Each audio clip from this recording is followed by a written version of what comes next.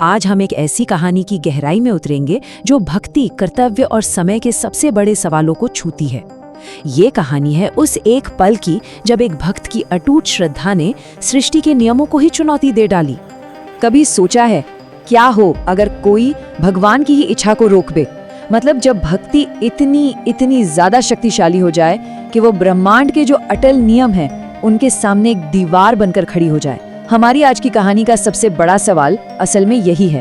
तो कहानी शुरू होती है उस समय से जब अयोध्या में भगवान श्री राम का धरती पर समय पूरा हो रहा था। और उन्हें लेने के लिए कौन आया? खुद मृत्यु के देवता यमराज। लेकिन ये यात्रा इतनी सीधी और सरल बिल्कुल नहीं होने वाली थी। जानते हैं क्यों? क्योंकि महल के दरवाजे पर एक चट्टान की तरह खड़े थे हनुमान जी, और उनका प्रण एकदम साफ था, जब तक मैं हूँ मेरे प्रभु तक कोई नहीं पहुँच सकता। ये भक्ति की सबसे बड़ी और शायद सबसे कठिन परीक्षा थी। तो आप देखिए, यहाँ पर एक बहुत बड़ा टकराव था। एक तरफ हनुमान जी का प्रण कि मेरे प्रभु की रक्षा करनी है, और दूसरी तरफ सृष्टि का वो नियम जिसे कोई भी नहीं टाल सकता, यानी समय का चक्र।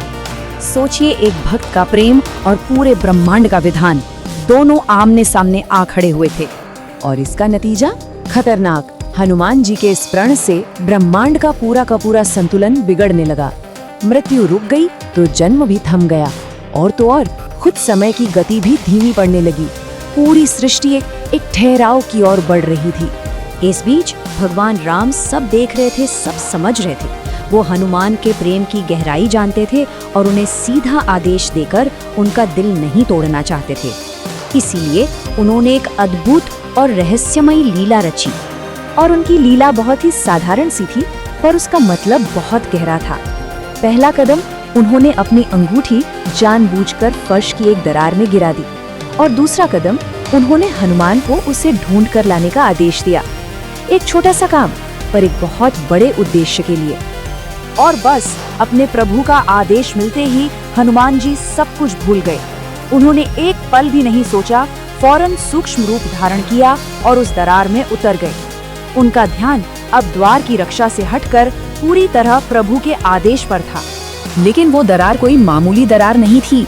अरे वो तो एक रास्ता था, एक ऐसा रास्ता जो हनुमान जी को धरती के भीतर एक रहस्यमयी दुनिया, नागों के संसार यानी पाताल लोक में ले गया। वहाँ उनका सामना हुआ नागों के राजा वासुकी से। हनुमान जी ने उन्हें अपनी चिंता बताई और प्रभु राम की अंगूठी के बारे में पूछा।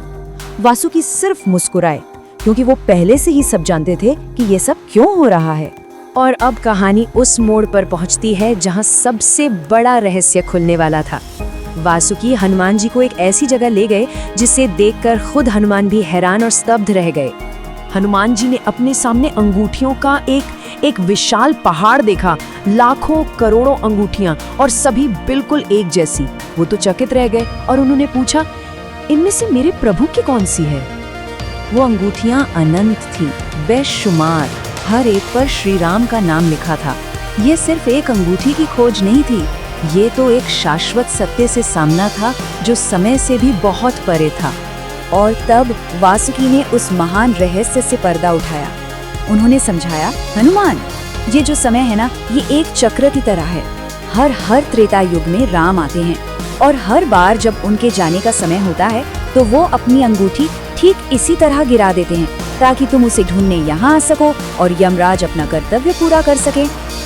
उस एक पल में हनुमान जी को सब कुछ समझ आ गया।